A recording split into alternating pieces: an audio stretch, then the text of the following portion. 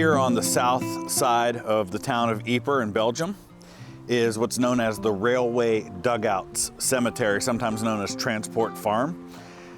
The names come from all sorts of different places. In this case, the most common explanation is that this cemetery sat along the transportation hub for a number of the units who fought in this area. We're here today because I've got some special stories to tell, including one for a young soldier for whom I have his war medal. We're going to visit that grave and bring the medal and his unit's insignia to him. But there are also some very interesting stories to be told about other men who lie here today.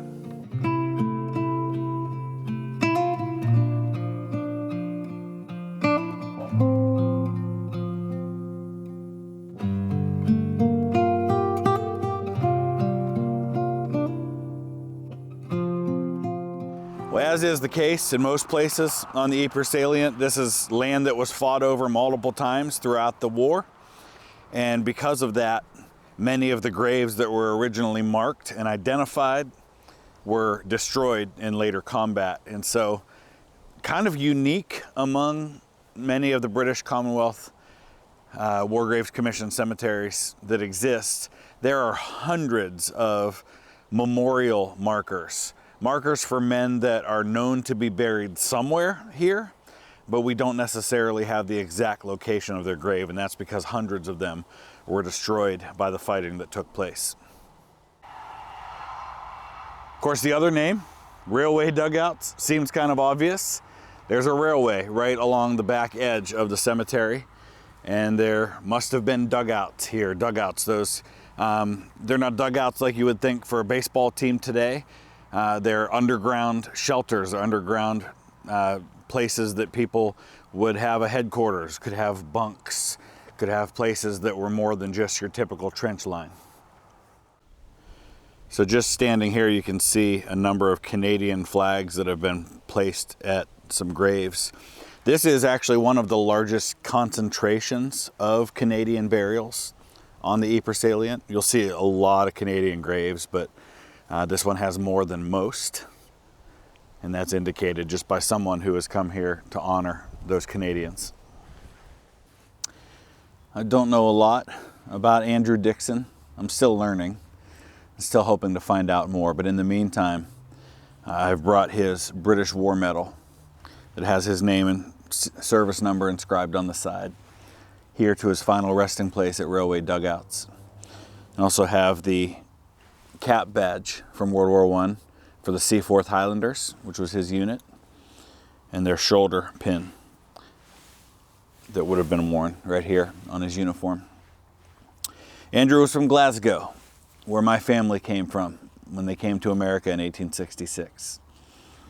He had two brothers who were also serving during the Great War. I don't know their fates, though it seems to be that they both survived.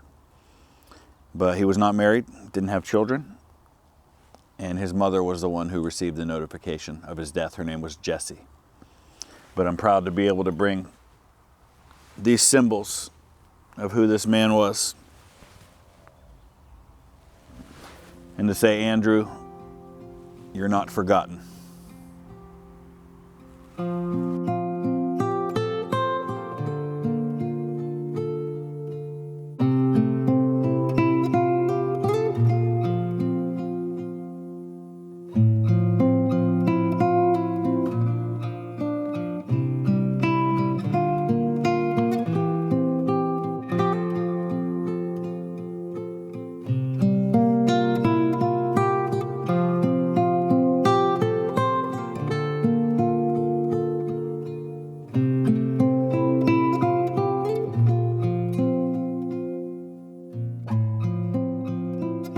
So if you've ever seen the film Beneath Hill 60, and if you haven't, it's definitely worth checking out. It's the story of the first Australian tunneling company. It's a true story. It tells the story of men who were really at Hill 60, who really dug and prepared one of the massive mines that exploded there. But part of that story is the story of a father and son who were in the company together. And if you've seen the movie, you know that the father was in a situation where he was at a listening post, and they knew that the Germans were getting close, and according to the story, maybe not shown exactly this way in the movie, they were preparing to blow their own mine inside, explosion inside, to collapse the German tunnel and keep them from getting through. But the Germans did it first, and the father, his name was James Snedden, was killed. His son survived the war, ended up eventually receiving his father's medals after the war, but James Snedden of the 1st Australian Tunneling Company is buried here at the Railway Dugouts Cemetery.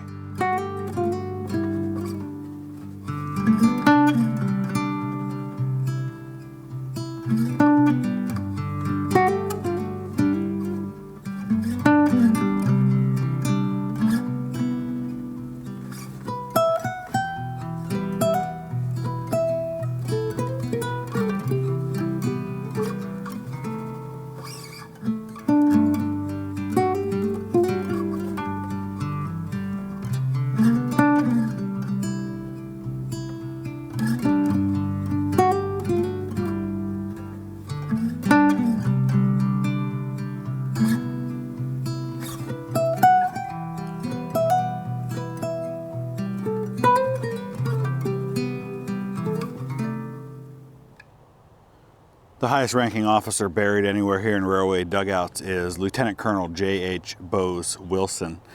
And you can see here that it says Duke of Wellington's regiment.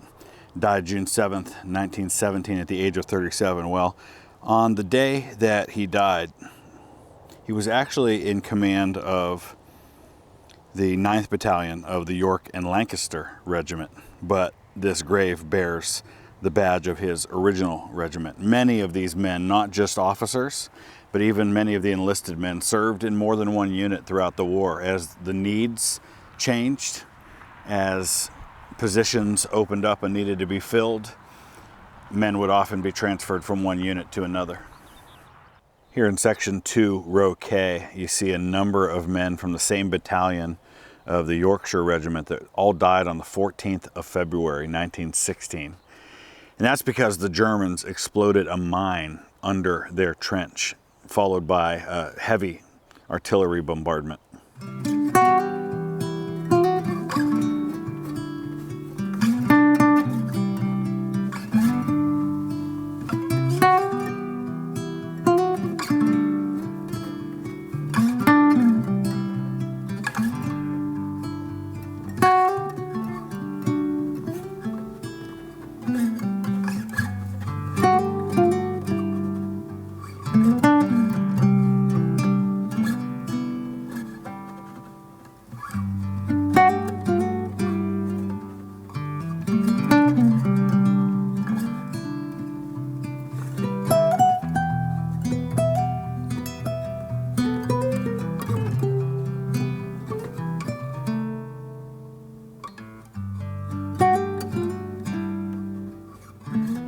So here in this row, which is Section 6, Row J, there are a number of Canadian burials, including this one, a lieutenant named A.N.P. Service. Well, his brother was also serving in the Canadian Army.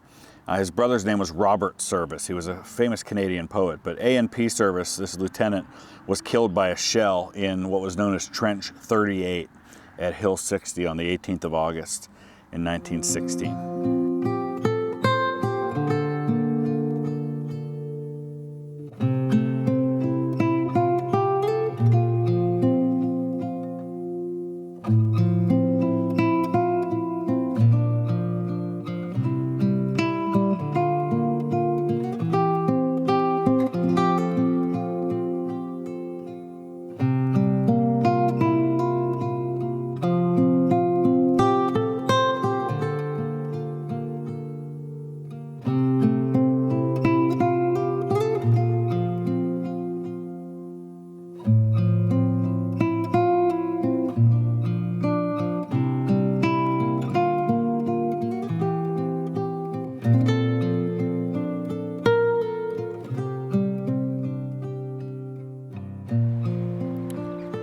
The battalion that actually took the hill at Messines during the Battle of Messines was the 11th Battalion of the West Yorkshire Regiment. And here in 7N of the cemetery, you see a number of their officers on these 3 grave markers.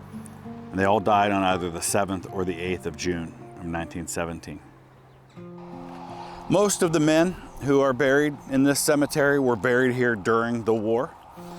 There were around 1,700 or so graves here by the end of 1918.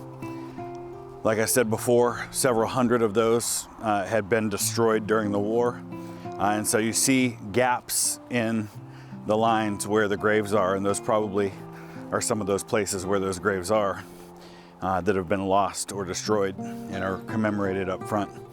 But there were a couple of hundred graves that were relocated to this cemetery after the war, so it kind of became a collection point in that sense. But it's just one of the dozens and dozens such places on the Ypres salient. And they're all worth visiting. They all have stories to tell. I hope you've appreciated the few that I've shared with you here today.